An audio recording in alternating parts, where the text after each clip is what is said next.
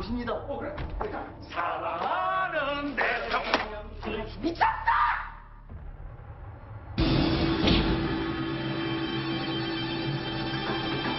바로 한경자 정부의 실체입니다. 참으로 어처구니 없는 일이 아닐 수 없습니다. 그 밑에 사람 이 정부를 이러고도 유지 시켜야 합니까? 이제 국민 여러분이 심판을 내리셔야 합니다.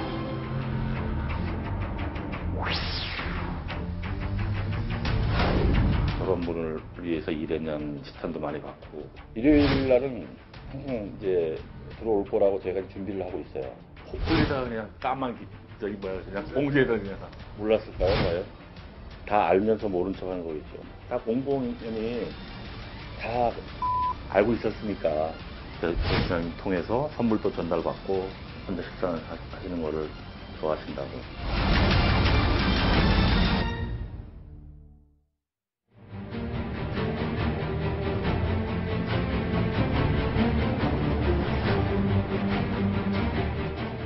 여러분 안녕하십니까. 특집 대통령 조리장의 증언, 청와대 관저의 비밀을 시작하겠습니다.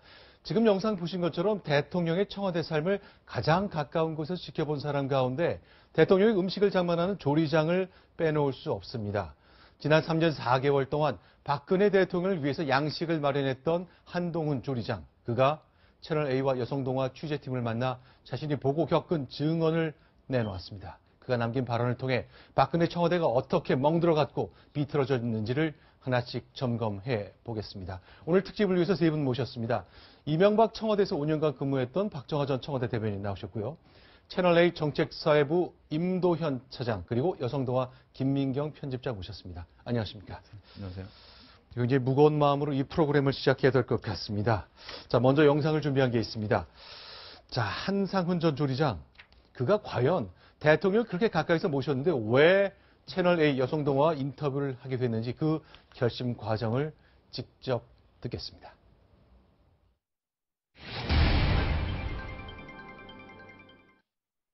왜 그냥 지나가다가 광화문을 거쳤는데 와 정말 대단하더라고요.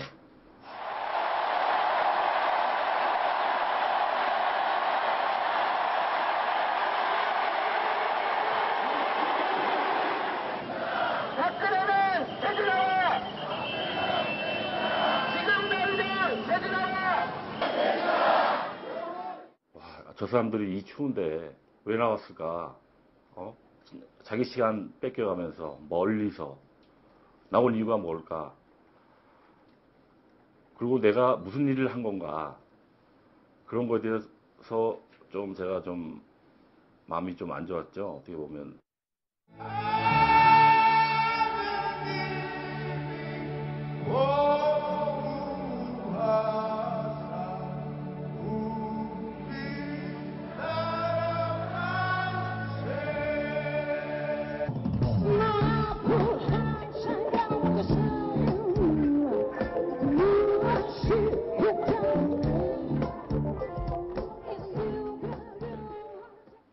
밖에서 저 지인들이나 많은 사람들이 너 박 대통령 식사를 해줬나 안 좋게 보고 막 어떤 사람은 옆에서 욕까지 하고 되게 마음이 아팠어요. 저는 그냥 요리사로서 제가 모셨던 대통령이 좀 훌륭한 대통령으로 남아서 제가 어디 가도 저 대통령님을 모셨다. 내가 자랑스러워야 되는데 청와대에서 이렇게 보면은 광화문에 그 집회하는 소리가 청와대까지 다 들리거든요. 이게 민심이구나. 촛불 민심에 저도 마음이 조금 흔들렸다고 생각을 해요. 네, 지난 2달 가까이 우리 촛불 민심은 대통령에게 메시지를 분명히 전했습니다. 지금 조리장 얘기한 것처럼 박정하 대변인, 네. 광화문 네거리 함성 그리고 시위의 요구가 청와대까지 전달이 다 되나 보죠? 소리 들립니까? 되죠. 특히나 이번 집회 같은 경우는 전 인근 100m까지 허용이 됐었기 때문에 네. 그 지점에서 사실은 본관이나 관저까지는 직선거리 한 200~300m밖에 안 됩니다. 이게 충분히 들리죠. 지난번 2008년 쇠고기 파동 때 제가 안에 있었는데요. 그때도 그때는 광화문까지가 허용이 됐었는데 웅성웅성하면서 하는 소리들이 다 들렸습니다. 자, 한동훈 조리장 스스로 우연히 지나갔던 광화문 지역에서의 촛불 민심 그 장면을 보면서 생각이 흔들렸다고 말했습니다. 자, 김민경 편집장 나오셨는데 직접 만나보셨잖아요. 그렇습니다. 한동훈 조리장 어떤 분이셨습니까? 화면 보셨으니까 다 아시겠지만 굉장히 솔직하고 또 어떻게 보면 좀 평범한 옆집 아저씨 같은 모습이었는데 이력 같은 거를 봤을 때는 계속 좀 새로운 일을 찾으려고 노력을 하는 분 같았습니다. 그러니까 그 호텔에서도 실력을 인정을 받고 있는 상황에서 선배가 좀 새로운 일을 해보지 않겠냐라는 제안을 했을 때 무슨 일인지 물어보지 않고 바로 해보겠다라고 해서 청와대에 들어갔다고 들었습니다. 네, 2008년부터 그러니까 이명박 정부 첫 해부터 청와대에서 이제 양식을 담당하는 조리장으로 일했는데요. 근데 우연히 알게 됐습니다만 이 한동훈 조리장의 어머니도 대통령의 음식을 만든 적이 있다면서요? 예, 그렇습니다. 저희가 10월에 이미 인터뷰를 한번 한 적이 있었는데요. 네. 이분의 그 어머니가 강원도에서 식당을 하셨었고, 네. 그 당시에 그 백담사에 와 있던 전두환 전 대통령의 식사를 좀 맡아서 하시게 됐다고 합니다. 네.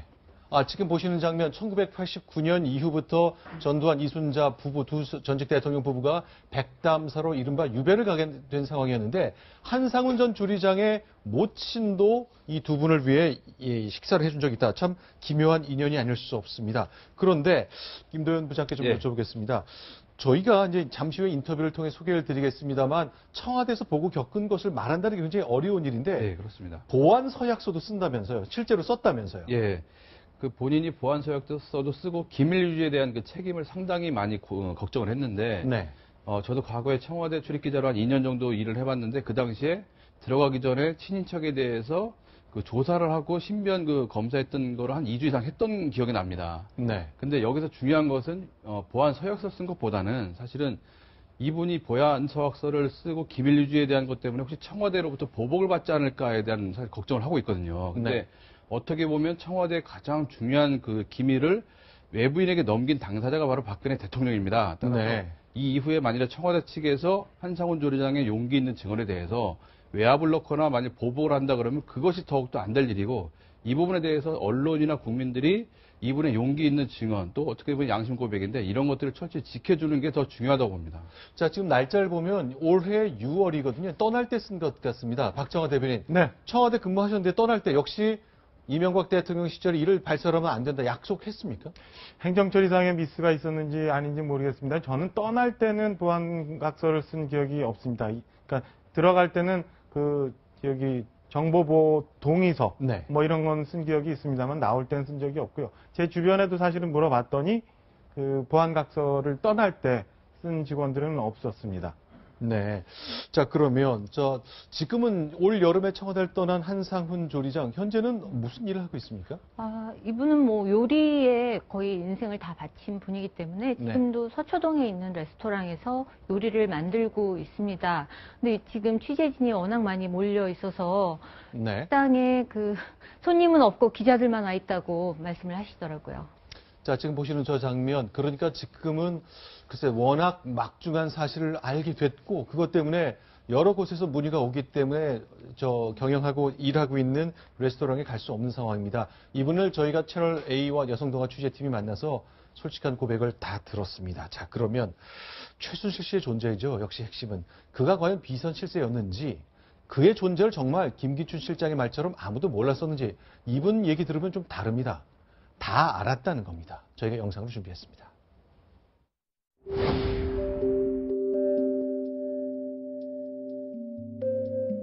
알게 된 시점은 모르겠어요. 근데 다 공공연히 최순실이다 다 알고 있었으니까 최순실이가 여기 다 아우르는 사람이 자기 입으로 얘기를 하겠어요. 옆에서 다 짐작으로 그렇다. 청문회라든지 경호실장도 보면 외부인은 없었고 우리 모르는 사실이다 이렇게 몰랐을까요 과연? 다 알면서 모른 척하는 거겠죠. 아니 박근혜 후보 옆에 최순실이 있다는 거 몰랐던 사람이 어디 있습니까? 다 알았지. 어떠한 역할을 하는가 하는 거는 몰랐고 그 옆에 있다는 것은 다 알고 있었지. 그걸 몰랐다는 것은 다 거짓말이에요. 제가 최순실 씨를 정말 모릅니다. 수사기관에서 조사해보면 저하고 한 통화라도 한 일이 없을 겁니다. 난 그런 거 몰라요. 최순실 씨 관련한 보고를 받은 적이 있습니까? 보고받은 일 없고 알지 못합니다. 만난 일도 없습니다. 지금 일도 없습니다. 그러면 최순실을 언제 알았습니까? 이번에 타블렛 PC가 노출돼가지고 이때 박근혜 캠프 법률자문위원장이었죠? 네. 네. 자, 오디오 좀 틀어주세요. 최순실 씨와 관련해서는 재산 취득 경위 및 김기춘 문광희 국감자료 법률자문위원장 앞에서 있었던 한나라당 후보 검증 청문회입니다. 그런데 최순실을 몰랐다?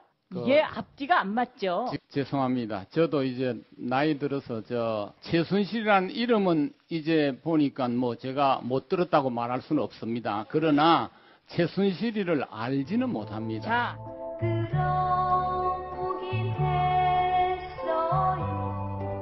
몰랐을까요, 과연?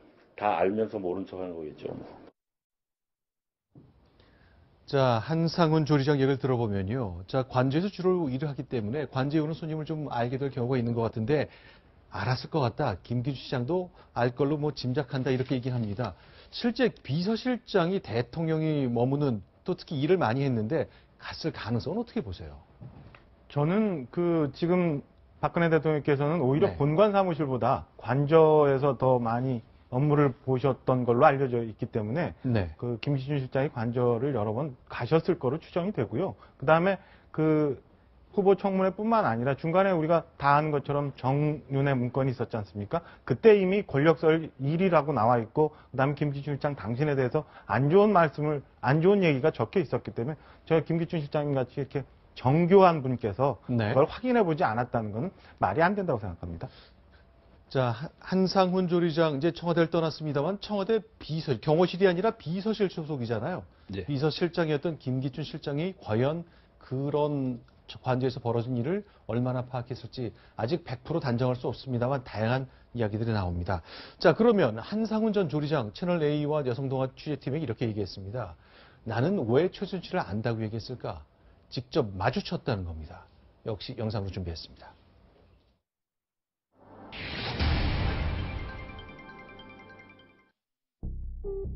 일을 맡아 들어온 거는 맞고요. 이번 정부 초부터 들어온 거는 맞고요. 작년에 정년에 문건 파동 때 한동안 자제를 하더라고요. 그러니까 임기 초에 들어와서 하지도 들어왔죠. 근무하시는 동안 봤을 때는 최순실은 계속 왔었고 안 온 거는 그 정윤회 문건. 예, 그때 좀 한 몇 개월 정도 안 들어오더라고요. 그러다가 이제 좀 잠잠해져서 또 들어온 걸로 기억합니다. 근데 거기 계시는 동안 마지막까지 최순실이 왔다고 보시는 이유는? 저희가 일요일만 되면 준비를 하고 있어요. 마음의 준비를. 그래서 이제 주방으로 연락이 오죠. 네.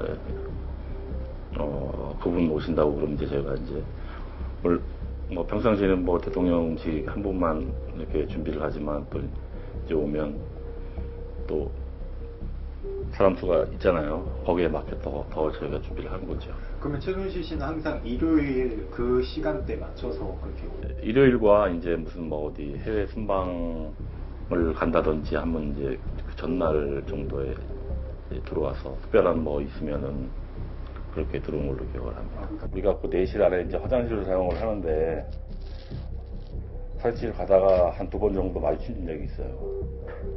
근데 그 내실에서도 항상 무슨 신문지를 가지고 다니더라고요. 저를 딱 마주치자마자 가리더라고요. 그리고 이제 한 2번 마주치니까 얼마 안 있다가 문을 폐쇄를 시켜버리더라고요. 보통 들어오는 시간이 한 4, 5시쯤 들어와서 이제 들어오면은 3인방이라고 그러죠. 보통 한 7시쯤 하는 것 같아요. 예.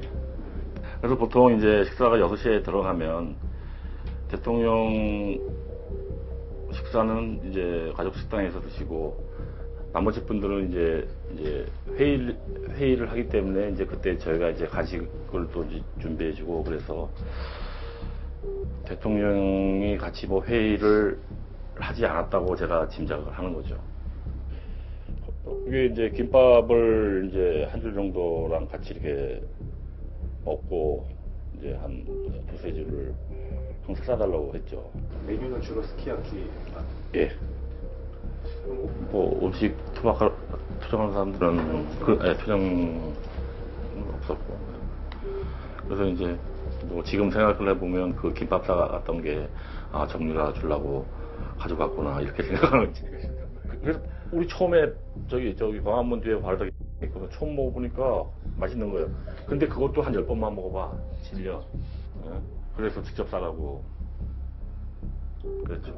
그냥 항상 그러니까 기본은 준비해놔. 단무지, 우엉, 소세지, 뭐야 그거 햄, 뭐 세 가지 준비하고 있는 거에다가 이제. 그럼 어디다 싸줘요? 호일에다가 그냥 까만 그냥 봉지에다 그냥. 자, 지금 얘기 여러 가지 의미심장한 얘기들이 많이 나왔습니다. 일단 최순실 씨 청와대 관저에서 한상훈 조리장과 2번 마주쳤다. 네. 근데 다 신문으로 얼굴 가렸다는 얘기네요.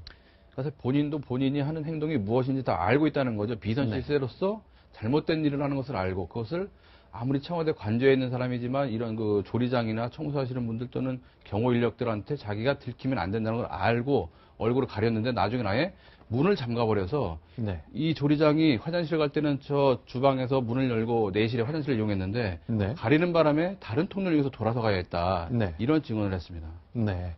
자, 그러면 이런 거죠. 나는 비밀스러운 존재다. 왜냐하면 직원들이 날 보면 안 되니까. 어쩌면 관저의 조리장이 그 비밀 서약서를 써야 했던 것, 보안각서도 혹시 저런 것 때문일 수 있겠군요. 그렇죠. 저럴 가능성이 있고 그다음에 사실은 관저라는 게 뭐 다른 네. 공간하고 달리 특히나 더 사생활이나 뭐 이런 것들이 많기 때문에 네. 그런 걸 요구했을 가능성이 있습니다. 자, 이렇게 얘기했습니다. 자, 조리장이나 이 직원들한테는요. 자, 매주 일요일만 되면 그분이 온다. 그분이 온다고 얘기했거든요. 저 김민경 편집장이. 네. 자, 이 최순실 씨의 존재를 뭐 알게 되면서 준비도 하고 그랬는데 이 직접 만나본 조리장은 최순실 씨에 대해서 좀 어떻게 얘기를 하던가요? 글쎄요. 그 최순실 씨에 대해서는 이렇게 잠깐 마주쳤기 때문에 네. 그분에 대해서는 이렇게 특별한 인상은 없었던 것 같고 네. 그 대신에 뭘 자꾸 요구를 하니까 네. 대통령은 사실 그다지 까다로운 식성도 아니고 네.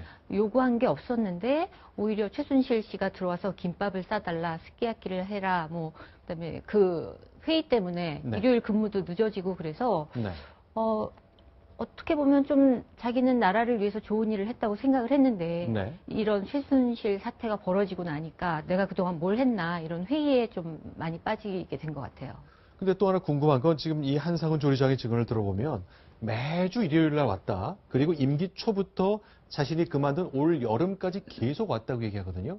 뭐 물론 출국 전에 대통령 순방 전에도 네. 왔다고 하지만 왜 일요일입니까? 일요일이 좀 관저의 사람이 좀 적은가요? 글쎄요, 뭐 그전하고 어떤 상황인지 모르겠지만 통상적으로 보면 네. 본관이나 일반 비서동은 일요일이 적을 수 있지만 네. 오히려 일요일이 더 많은 가족들이 모이기 때문에 많을 수 있는데 네. 뭐 이해는 쉽진 않아요. 오히려 그 일반적으로 다른 정문부터 이렇게 출입할 때 다른 직원들이 보지 않게 하기 위해서 일요일을 택하지 않았나 이런 생각이 좀 듭니다. 지금 화면에 보이시는 것처럼 이렇게 청와대 쭉 들어가게 되면은 그 평일에는 굉장히 그 왕래하는 사람도 많고 하지만은 네. 일요일이나 토요일 같은 경우는 그 수가 훨씬 적어지죠. 자, 지금 보시는 거는 이제 관저라기보다는 청와대 본관이 있는 그 앞길 철책이 있고, 자, 정문 너머로 지금 화면에 보이는 것이 위민 3관을 보고 계시는 비서실장, 수석비서관 네, 일하는 여기가 이제 곳이고, 연풍문이라고 해서 통상전 직원들이나 접견객들이 이제 이용하는 문이고, 네. 저 앞에 보이는 데가 이제 경호실에서 쓰는 경호동이고, 예. 이게 11문 정문입니다. 저 멀리 이제 네. 본관이 보이는 거군요.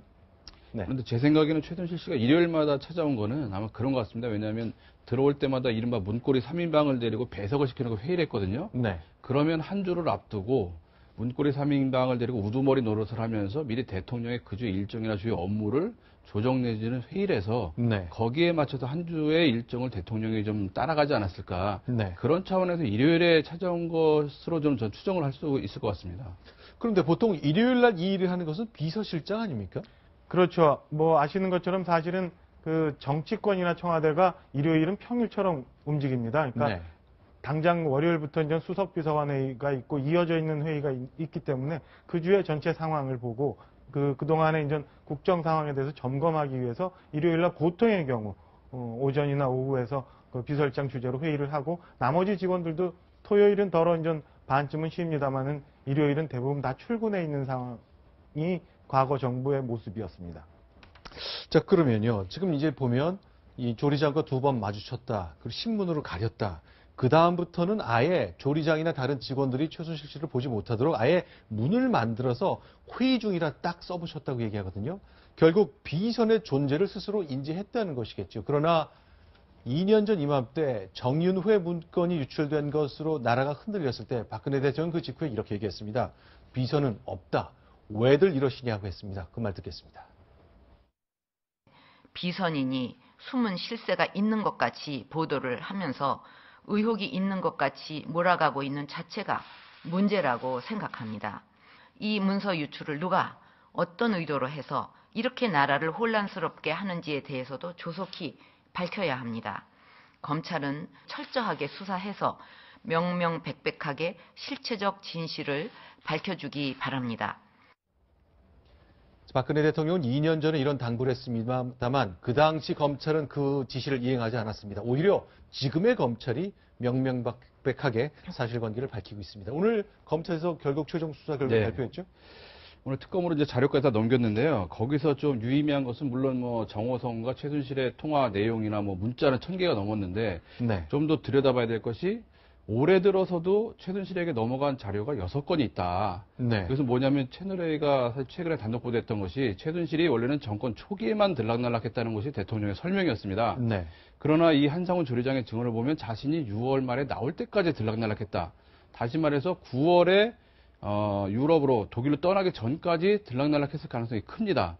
따라서 검찰 수사 결과로도 올해 넘어간 자료가 6건인데 이건 발표된 것만 6건이고 본인의 진술 또는 이제 지금까지 나온 정황 증거인데 사실은 특검에서 수사를 해보면 더 많은 게 나올 수 있습니다. 따라서 최근까지 최순실이 국정농단에 개입했다는 게 가장 눈여겨봐야 될 부분이라고 생각합니다.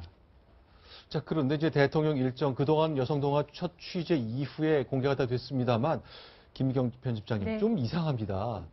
3인방 결국 식구란 것이 밥 같이 먹으면서 생각을 공유하는 것인데 지금 저희가 시간대별로 정리해 놓은 걸 보면 글쎄 밥을 다 따로 먹고 뭐 그런 일들이 많습니다. 특히 이영선 행정관 등 관련된 사람들이 이제 굉장히 많이 있잖아요. 예, 사실은 어떻게 보면 저게 일요일에 벌어지는 최순실의 일정표라고 볼 수 있겠는데 보통 이영선 행정관이 서울 시내 호텔인데요. 저게 사실은 그 신라호텔로 알려져 있거든요. 신라호텔로 서너 시에 가서 데리고 1시간쯤 뒤에 4, 5시에 청와대로 들어옵니다. 그러고 나면 한상훈 조리장의 진술에 따르면 가장 먼저 이영선 행정관이 식사를 한다고 합니다. 그 사이에 최순실은 3인방을 데리고 회의를 하고 그런데 이영선 행정관이 먼저 식사를 하는 이유는 자기가 먼저 식사를 끝내야 나중에 최순실 씨가 청와대를 나갈 때 데리고 나갈 수 있기 때문에 그래서 식사 순서는 이영선 행정관이 먼저고요. 자, 참 아이러니한 것이 사실은 저런 것이 확인되기 위해서는 정말로 누군가 핵심적인 사람이 이야기를 해야 되는데 정말 의외의 곳에서 정보가 나왔습니다. 이제 식사를 준비해서 내놓고 그 빈 그릇이 나오는 것을 통해서 누가 언제 식사를 했고 얼마큼 했는지를 알 수 있잖아요. 그렇죠. 아마 이제 그 사실은 너무나 큰 일이 생겼기 때문에 그 당도 그렇지만 이제 청와대도 안에서부터 양심적으로 말씀하시는 분들이 나와서 진실이 이제 하나씩 나오는 과정 아닌가 싶습니다. 그렇죠. 식사하고 간식 먹고 김밥 싸가고 뭐 그런 것들이 다 시간대별로 정지가 되고 있는 상황이지 않습니까? 자, 계속 얘기를 좀 나눠보겠습니다. 자, 화면 보시는 것처럼요. 3인방 회의를 하는데 대통령이 저곳에 없습니다. 저게 참 어떻게 된 일이죠? 3인방이 회의하는 동안 대통령 6시에 따로 식사를 한다고 합니다. 그건 뭐 이미 알려진 내용이고 그리고 나서 6시에서 7시 사이에 대통령 식사를 하고 나면 최순실이 그 뒤에 식사를 스키야키를 따로 달라고 해서 거의 1시간을 먹고요. 그 뒤에 우리가 아는 문고리 3인방이 사이가 안 좋아서 거의 정찬 수준으로 고기를 구워서 먹을 정도로 먹고 그러고 나면 10시 넘어서 한상훈 조리장은 퇴근하는데 저기에 드러나지 않은 내용 중에 하나는 뭐냐면 신라호텔로 이영선 행정관이 최순실을 데리러 갔다는 건데요. 뭐냐면 최순실은 강남 신사동에서 거주하지 않았습니까? 본인이 직접 강남에서 청와대까지 들어오는 것이 만일 꼬리가 밟히면 충분히 자신이 국정농단했다는 것을 알려질 수 있기 때문에 주변 사람들의 눈을 의식해서 청와대에서는 신라호텔까지 가고 본인은 강남에서 신라호텔까지 오고 이렇게 어떻게 보면 일정 그 거리를 세탁을 했다고 볼 수 있는 그런 부분이 내포되어 있습니다. 동선 세탁쯤 되는 거군요. 네. 어쩌면 뭐 확인 저희가 할 수는 없겠습니다만 최순실 씨는 신라호텔에서 이영선 행정관의 차를 타는 순간 휴대전화를 껐을 수도 있겠네요. 예, 충분히 가능합니다. 자, 그러면 김밥이며 간식이며 뭐 글쎄요. 김미경 편집장님. 네. 일요일 저녁 최순실의 메뉴는 스키야키였다. 참 특이하네요. 예, 그렇습니다. 스키야키가 사실은 굉장히 고급 요리고요. 네. 제가 이렇게 인터뷰하면서 받은 인상은 그 최순실 씨가 점점 좀 대담한 행적을 벌였다고 해야 될까요? 네. 처음에는 신문지로 얼굴을 가리면서 좀 조심하는 모습이었는데 나중에는 그 출입문을 네. 아예 막도록 요청을 해서 아마 좀 막아버린 것 같고 네. 그다음에 처음에는 호텔에서 이렇게 픽업을 했었는데 나중에는 청와대 근처까지 네. 와서 바로 이제 들어왔다고 그렇게 들었거든요. 자, 지금 화면에 보이는 것은 광화문 지역의 한 김밥집입니다. 저것이 왜 지금 뉴스의 중심에 서 있는지, 뭐 그것은 처음에 김밥 좀 달라, 간식 달라 했을 때 청와대 조리장이나 조리사들이 뭐 이런 것까지 시켜라고 생각했던 건 아닌가요? 이곳에서 사다 줬다는 거죠. 네, 그렇습니다. 저희가 오늘 저 현장에 가서 그 당시에 청와대에서 김밥을 주문했는지 들어봤는데 네. 그 내용을 종업원이 정확히 기억을 하고 있었습니다. 아, 청와대에서 주문이 오니, 배달 주문이 오니 네, 뭐 그렇습니다. 당연히 기억이 날 법한데요. 자, 그럼 김밥집 직원, 과연 청와대에서 배달을 시켜 먹을 때는 뭐가 다를까? 우리 집에서 그냥 전화번호 누르고 아파트 동호수 알려주잖아요. 청와대에서 하는 김밥 주문, 이랬습니다. 소개합니다.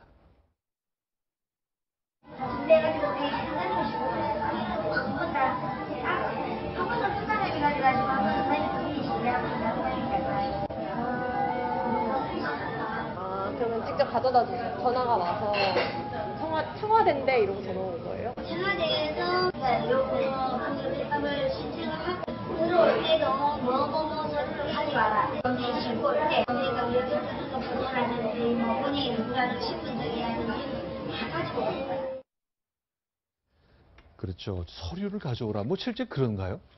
글쎄요, 뭐 가끔 그 청와대에서도 비서동에서는 이제 뭐 간식 같은 거 시켜 먹는 적도 있습니다. 네. 근데 사실은 그때는 그 소위 우리가 뭐 직원들끼리 네. 사다리 탄다고 하죠. 그러니까 네. 돈을 객출해서 먹는데 아마 그 사업자 등록증이나 이런 서류를 요구한 거는 경비 처리를 하기 위해서 저렇게 했던 걸로 추정이 됩니다. 그러니까 네. 그 최순실 등등 먹었던 모든 비용이 사실은 청와대 경비로 처리되어야 했기 때문에 저런 서류가 필요했던 걸로 추정이 됩니다. 자, 지금 화면에 보이시는 것, 자, 헌법재판소 다 근처에 있는 종로구의 한 고지대 저희가 오늘 촬영한 것입니다. 저곳 관저에서 벌어진 일들 조금 더 얘기를 해보겠습니다. 대통령이 머무는 숙소입니다. 저희는 이제 대통령 숙소에서 잠을 자고 본관에서 업무를 보는 것으로 알려졌습니다만 박근혜 대통령은 사실상 업무도 이 관저에서 봤습니다. 자, 그런데 이곳에서 벌어진 은밀한 일들, 한상훈 조리장 얘기를 조금 더 소개하겠습니다.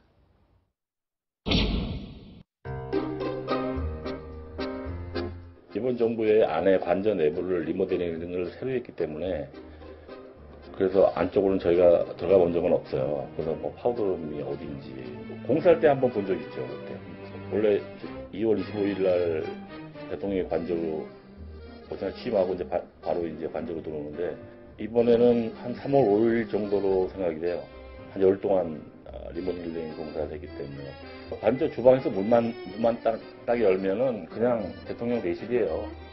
MB 때는 들어가면 뭐 이발소도 있고 저기 영부인 위한 미용실도 있고 뭐 그런데 이번 정부는 어떻게 바뀌었는지는 모르죠. 그 원래 내실이었는데 그 내실로 가는 문이라는 거예요. 그렇죠. 딱 열면 이제 복도예요. 그 문에 우리가 주방에서 하는 얘기가 다 같이 목소리 듣고 본 사람들 안에 다 들려요. 회의하는 데서. 그래서 항상 회의할 때는 조용히 하라는 의미로 회의 중 이게 팻말이 있어요. 안에서 문 열면은 이 문에다 붙이는 거예요. 회의 중. 문 열고 바로 옆에. 식당이고 여기는 안에 내실이에요. 이제 거기 가까운 게 뭐냐면 대식당하고 거기가 가깝기 때문에 손님들 오면은 화장실 쓰라고 이제 거기가 이제. 이용사 들어왔던 것도 좀 화제가 됐었는데 그거 알고 계셨어요? 이용사 그날 들어왔다는 거. 저는 몰라요, 그거는. 저희 셰프들이 다니는 분하고 그 미용사나 이런 분들이 다니는 분이 틀려요. 저희는 거의 직원이잖아요. 직원 출입구가 따로 있고 외부 손님은 외부 손님 다니는 그 큰 문이라고 그래야 되나? 뭐 그런 게 있어요. 아, 그렇죠. 대통령이 머무는 관저, 뭐 문이 여러 개 있겠습니다. 저희는 그냥 그 언론에 공개된 사진을 보면요. 인수문이라고 한자가 써진 관저의 큰 정문은 저희가 본 적이 있거든요. 자, 드물게 공개되는 대통령 관저의 모습인데, 박정화 대변인, 저희가 청와대 얘기잖아요? 네네.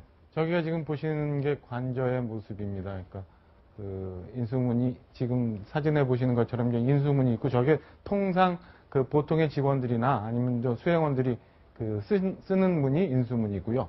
그 인수문 옆에는 바로 이제 경호 데스크가 있어서 체크를 하게 되어 있는데, 좀 전에 이제 화살표 방향으로 보시는 것처럼 사실은 최순실 씨는 저렇게 들어갔겠네요. 최순실 씨는 인수문으로 갔을 가능성이 높죠. 그리고 그렇죠. 나머지 분, 저기 뭐 미용사나 이런 사람들도 인수문을 통했을 가능성이 높고, 이제 관저다 보니까 가사 관련한 직원들이 많았을 거고요. 그러다 보면은 그 아까 화살표로 나오는 것처럼 거기가 이제 주방의 위치인데, 그 주방을 들어가는 그 통로가 있고, 그 지하를 통해서 그 전에 한번 여러분들 많이 보셨지만은 의무실로 통하는 그런 계단을 통해 통로를 통해서 도보로 정문으로 나가는 그런 출입구가 따로 있습니다. 거기도 물론 경호 게이트가 있고 그 엑스레이 체크를 하게 되어 있습니다. 자, 그러니까 보통 이제 리모델링 하는 바람에, 그리고 문이 생기는 바람에 여러 가지 그 내부의 구조가 변화가 있을 수 있는 거겠죠. 그렇죠. 그런데 임도현 부장님께 좀 여쭤볼게요. 그러니까 아예 문을 막아버린 거군요. 이제 화장실 가다 마주치는 거, 아까 왜 신문지로 얼굴 가렸다는 얘기 저희가 들었었잖아요. 그래서 구조를 저희가 좀 소개를 드렸으면 좋겠는데요. 한상훈 조리장도 문이 막혀서 저 밑으로 갔다. 화장실 할 때 저 밑으로라는 표현을 썼는데, 아마 지금 박정화 전 대변인 말씀하신 대로 지하 통로를 말씀하시는 것 같은데요. 주방이 두 군데가 있습니다. 어느 단계에서 지금 끊었는지 모르겠는데, 지금 보시는 것처럼 주방이 있고, 저거는 그 옆에 있는 대식당이 있는데, 그 큰 행사 내지 이런 걸 준비하기 위한 거고, 저 안쪽으로 쭉 복도를 따라 들어서 내실 쪽으로 가면은 작은 주방이 있어서 아마 조리장께서는 저 작은 주방을 많이 이용했을 거고, 거기 있는 화장실을 썼을 거라 추정이 됩니다. 그 부분을 아마 그 막지 않았나 이런 생각이 듭니다. 그러니까 지금 저렇게 소접견실이라는 것이 이제 주방에서 말하면 목소리가 크니까 복도 건너편에 있는 소접견실에서 3인방과 최순실 씨가 회의하는데 소리가 다 들린다. 또 복도에서 저렇게 마주칠 때가 있으니까 아예 막아버리는 공사를 했다는 거군요. 재밌는 게 저 소접견실에서 3인방이 회의했고 대통령 식사했는데, 근데 저 때 이 한상훈 조리장이 원래 성악을 전공했기 때문에 성악 전공자세요? 인터뷰를 들어보시면 아시겠지만 목소리가 굉장히 좋습니다. 그래서 목소리가 크게 울리면 저 가로막았다는 문을 열면서 인터뷰에 나오지 않았지만 이영선 행정관이 한상훈 조리장에게 형이라고 호칭을 한 것 같아요. 그래서 문을 열면서 입을 이렇게 가리면서 형 조용히 좀 해라고 말을 했다는 겁니다. 그래서 바로 저 문틈으로 바로 그 응접실 있죠. 응접실까지 회의하는 장소까지 목소리가 들렸기 때문에 직접 문을 열고 조용히 하라고 말할 정도로 소리가 다 들렸다는 겁니다. 아, 그렇죠. 아, 성악 전공한다. 그러니까 나처럼 목소리가 굵은 사람은 한 게 좀 뭐 바리톤이나 베이스나 그랬을 가능성이 좀 있는 것 같군요. 자, 그럼 한상훈 조리장 조금 더 얘기를 나눠보겠습니다. 이제 많은 사람들이 과연 4월 16일 세월호가 침몰하던 그 순간에 우리 대통령은 무엇을 했을까에 대한 의문을 갖고 있습니다. 그런데 식사를 1시간 한 걸로 기억을 하는군요. 12시에 음식을 냈고 1시에 빈 그릇이 나왔다는 겁니다. 한상훈 전 조리장의 이야기를 통해 역시 또 4월 16일에 한 발 더 다가갈 수 있었습니다. 영상으로 소개합니다.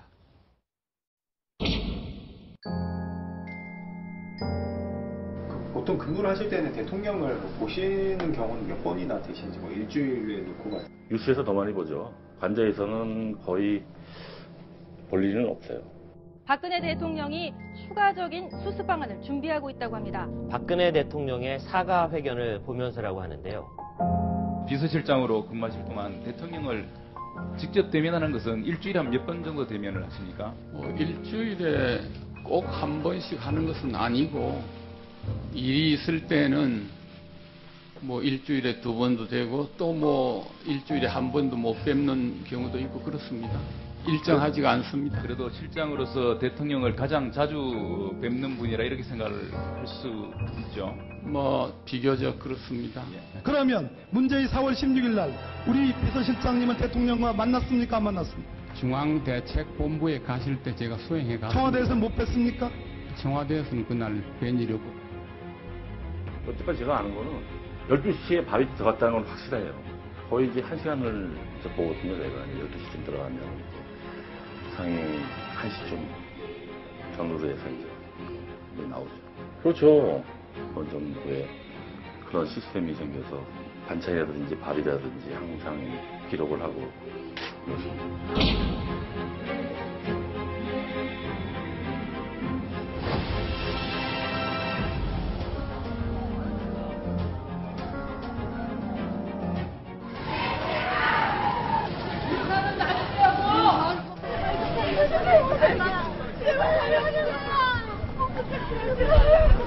그 세세한 얘기를 누구보다도 이 가족분들이 들으셔야 되지 않겠습니까? 이런 부분에 대해서 여기 그 스크린도 설치해서 원인 규명도 확실하게 할 거고 거기에 대해서 거기에 대해서 엄벌에 처할 겁니다. 반드시. 이제 팽목항 방문할 때도 이제 저희 조리사가 이제 같이 실장을 나가죠. 이동 중에 드시는 경우가 많죠. 지방으로 가시면. 자, 김민경 편집장님, 저 이동할 때 식사를 하는 경우가 많다. 그래서 팽목항 갈 때 조리사도 같이 갔다. 실제 그런 경우가 많다고 얘기를 하고 있나요? 네, 대부분 뭐 호텔에서 식사를 할 때도 조리장들이 직접 호텔에 가서 그쪽 주방을 써서 음식을 만든다고 합니다. 그러니까 네. 또 이동할 때는 항상 또 혼자 식사하는 걸 좋아하셔가지고 네. 그 뭐 초밥이라든지 샌드위치 같은 거를 만들어서 차 안에서 드실 수 있도록 그렇게 쌌다고 합니다. 임도현 부장, 이건 어떻습니까? 그러나 대통령이 팽목항에 간 것은 이제 그 진도 앞바다도 직접 나가보고, 그다음에 진도 체육관에는 저 세월호 유가족 내지는 실종자 가족들을 위로하러 간 곳인데 조리사가 동행했다? 조금 이해하기 어려운 측면이 있습니다. 이게 관행상 어떤지 모르겠네요. 이거는 좀 미미한 문제일 수도 있고 일면 뭐 이해가 가는 부분일 수도 있는데 그 당시에 대통령의 하루 일정이 어땠는지 한번 다시 좀 찾아봤습니다. 찾아봤더니 오전 9시 반쯤에 성남공항에서 전용기를 이용해서 광주 쪽으로 이동을 했고요. 광주에서 진도 쪽으로 이동해서 해경 경비함을 타고 사고 해역으로 나갔습니다. 12시부터 오후 한 서너 시까지 둘러보고 나서 다시 진도에 있는 그 체육관, 당시 실종자 가족들 있지 않았습니까? 그때 4시 20분에 도착을 했고요. 그리고 약 35분 정도 유가족들과 대화를 하고 이제 떠났는데 사실은 35분 있었던 것은 좀 아쉽죠. 좀 더 남아서 가족들 얘기를 들어보고 좀 대책을 마련해 줬어야 되는데 어쨌든 한 9시간 정도 외부에서 생활을 하면서 한 점심과 저녁 정도는 조리장이 해준 식사를 했을 것 같은데 한편에서는 저런 상황이라면 경비함에서 뭐 경비함 직원들과 식사를 한다든지 아니면 유가족들, 실종자 가족들을 위로하면서 그 안에서 함께하는 모습을 보여줬으면 어떨까 이런 아쉬움도 좀 남습니다. 네. 그러면 저희가 보셨다시피 이제 대통령이 이제 보통 그날 이제 서울에서 성남까지 자동차로 이동하고 성남에는 공군 비행장에서 광주로 전용기를 타고 갔고 거기서 다시 육로로 이동해서 배를 타고 뭐 일정이 굉장히 길었습니다만 글쎄요, 식사하는 것 때문에 조리사가 동행했다. 이게 보안이나 이런 것 때문에 그런 것인지 아니면 글쎄 대통령의 습성 때문인지 이거 어떻게 봐야 돼요? 글쎄 뭐 습성에 더 가깝지 않나 싶고요. 그전 그 과거 정부를 유추해 보면은 지방 출장은 사실은 그 대통령이 쓸 수 있는 여러 가지 교통수단이 있기 때문에 당일 출장이 많고 현지에 가면은 현지에 있는 관계자들과 식사 자리가 늘 있기 때문에 그 검식을 요하는 검식을 위해서 그 경호실 소속의 조리부장 정도가 쫓아가는데 검식이라면 미리 혹시 몰라서 먹어보는 걸 네, 그러니까 뭐 청와대 따로 준비하는 음식이 아니라 현지 식사를 하셔야 되기 때문에 그 검식을 위한 경호실 소속의 조리부장이 그 쫓아가서 검식은 합니다만은 이렇게처럼 그 별도의 음식을 위해서 조리장이 가는 경우는 극히 드문 경우라고 보겠습니다. 또 하나 좀 눈길이 가는 것이요. 초반에 제가 말씀드린 것처럼 그날 세월호가 침몰한 그날 당일 오찬 점심 식사를 역시 관저에서 혼자 했고 12시에 음식이 들어갔다 상이 1시쯤 나왔다 그러거든요. 대통령이 소식을 한다고 한상훈 조리장은 말하고 있는데 글쎄요. 그날 일정 그동안 이제 이 대통령이 혹시 뭐 시술 받느라 마취돼 있었던 것 아니냐 이런 얘기하고는 조금 다른 얘기 같네요. 시간대별로 지금 화면에 나오고 있죠. 자, 오후에 4월 16일 세월호가 침몰한 당일 오후에 머리 손질을 하느라 미용사가 90분 머물었느니 아니면 청와대 말처럼 20분만 했느니 여러 가지 논란이 있습니다만 어쨌건 깨어있긴 했었던 걸로 봐야 되는 것 같네요. 예, 이제 저 상태라면은 아마 오찬을 하고, 그리고 점심시간, 물론 이제 일부 보도에서는 12시쯤에 미용사가 왔다는 보도도 있었지만, 청와대는 3시 22분에 들어왔다고 밝혔거든요. 네. 뭐 그것을 인정한다 그러면은 오찬 이후에 한 3시부터 4시까지는 미용사하고 이제 메이크업을 받았다고 볼 수 있겠고요. 네. 그 이후에 중대본부를 방문했으니까 오후 시간은 어느 정도는 해명은 되는 상황입니다. 네. 자, 또 하나. 자, 이 오늘 조리장 얘기를 들어보니까요.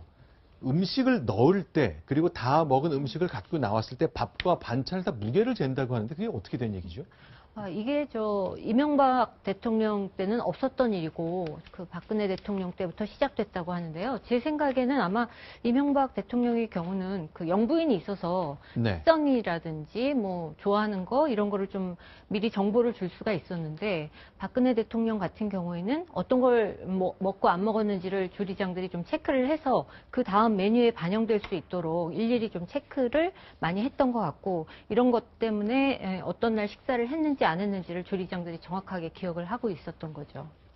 무게를 잰다, 측정한다. 그러니까 뭐 밥은 한 300g 남았다, 무슨 미역국은 한 200g 남았다 이런 거를 잘 기록했다가 남기지 않도록 하기 위해서 뭐 그런 목적으로 설명이 되는 것 같지만 전혀 없던 일이에요. 그런 거고 혹여 뭐 여러 가지 의혹들이 많았었으니까 나중에 다 확인이 돼야 되겠지만 무슨 그 대통령의 체질을 검사해서 뭐 식단을 만들었다는 얘기도 있고 하니까요. 어떤 연유로 저렇게 됐는지는 한번 나중에 봐야 될 것 같습니다. 자, 또 하나 좀 얘기를 해보겠습니다. 세월호 침몰 그 당시 상황과 관련해서 논란이 계속 이어졌습니다. 지금 그런 것이 아닙니다. 그 직후부터 2년 반 동안 우리 국민들이 많이 궁금했던 사실인데요.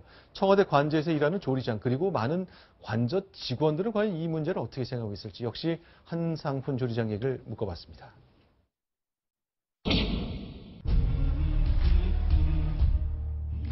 당일날 본관 집무실이 아니라 관저에 있는 집무실에서 직무를 보고 있었기 때문에 정확한 위치를 말씀하시지 않았다. 뭐 그런 보도도 있었습니다. 대통령께서 집무하실 수 있는 공간이 여러 곳에 있습니다. 뭐 관저, 본관, 위민관 여러 곳에 있습니다만은 그 시간에 어느 집무실에 계셨는가 하는 것은 저희들이 경호상 밝힐 수 없다는 뜻입니다. 대통령 계시는 곳이 바로 대통령 집무실입니다. 우리가 대통령 관저라고 하면 대통령이 가족과 함께 쉬는 곳, 휴식을 취하는 곳이다 이렇게 생각을 하고 사건 당일날 관저에 계셨다고 하면 마치 쉬고 있었는 것 아니냐. 그것이 아니라 아예 관저에도 집무실이 있다 이 말씀이신가요? 그렇습니다. 대통령께서는 아침에 일어나셔서 주무실 때까지가 근무 시간이고 어디에 계시든지 간에 집무를 하고 계시고 관저도 집무실의 일부인 것이 틀림없습니다. 하루 종일 근무하고 계십니다. 처음에 청와대에서 7시간 뭐 얘기 나왔을 때 초기 대처를 나는 잘못했다고 생각을 하거든요.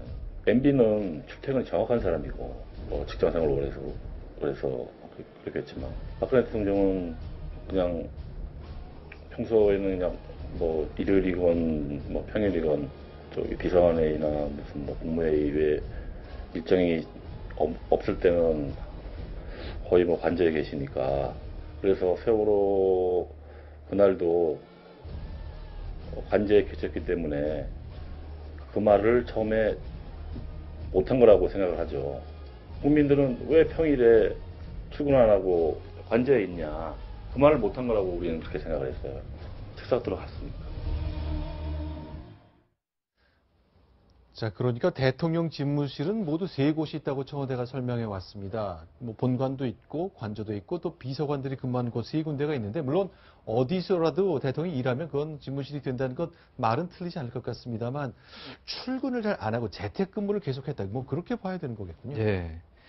이게 한상훈 조리장의 얘기를 정확히 전달하자면 이런 거였습니다. 뭐냐면 박근혜 대통령은 평생 직장 생활을 안 했기 때문에 퇴근에 개념이 없었다. 그래서 저 설명대로라면 처음에 관저에 있던 것이 부끄러워서 해명을 안 했다. 다시 말해서 관저에 있었다는 게 잘못됐다는 것을 본인들도 아는 거죠. 그러나 나중에 해명을 하다 보니 대통령이 계신 곳이 집무실이고 관저에서도 집무를 할 수 있다고 하는데 뭐 그런 논리라면 사실은 청와대 출근할 필요 없이 삼성동 자택에서 사실 기거하면서 근무를 해도 되거든요. 네. 저것은 좀 논리가 궁색하고 따라서 그 시간에 관저에서 개인적으로 시간을 보내다 보니 초기에 의혹의 7시간 논란이 났을 때 해명을 못했다고 봐야 될 것 같습니다. 박정화 대변인, 저 장면 지금 대통령이 이제 사인하고 있는 뭐 봉황과 몽화가 보이는데요. 네. 저게 본관인가요? 본관에 있는 집무실 벽면 모습입니다. 그러니까 네. 본관 2층에 대통령이 저희들이 통상 그 대통령이 근무를 하실 거로 추정하고 이해하고 있는 본관 2층에 있는 대통령 집무실의 모습입니다.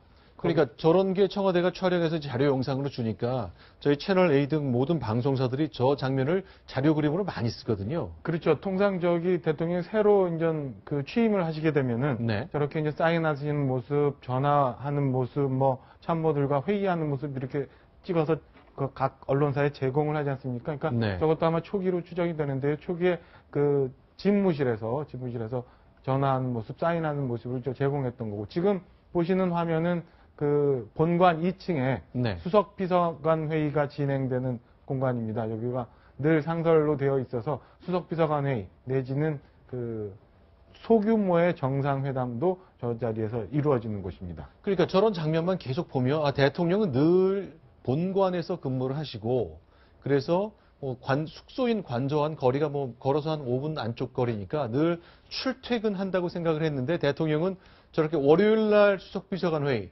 화요일 날 국무회의 주재하는 것 이외에는 대체로 관저로 돌아가서 식사를 했다는 거죠. 지금 주리장 설명대로 하면 그런 셈이 네. 되는 거고요. 사실은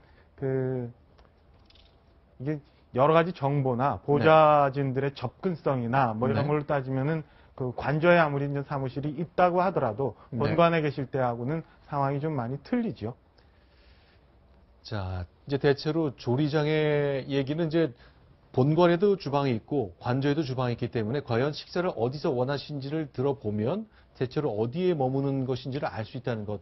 참으로 조리장에게서 대통령의 그 근무 위치와 시간이 공개될 줄은 정말 몰랐습니다. 자, 청와대에서 8년 그리고 박근혜 정부 들어서 3년 4개월간 대통령의 음식을 준비했던 한상훈 전 조리장, 채널 A 취재팀 그리고 여성동화팀을 만나서 오랜 시간 속 깊은 얘기를 많이 드러내 주었습니다. 그런데 이건 어떻습니까? 박근혜 대통령 안가에서 정치인들을 만나시라 술도 한잔 하시고 이른바 소주 맥주를 섞은 술도 좀 돌리면서 허심탄회한 얘기를 좀 나누시라는 조언이 내내 끊이지 않았습니다. 그러나 대통령은 기어이 대부분의 시간을 홀로 식사했다는 것이 가까이 지켜본 한상훈 전 조리장의 증언입니다. 역시 계속 들어보겠습니다.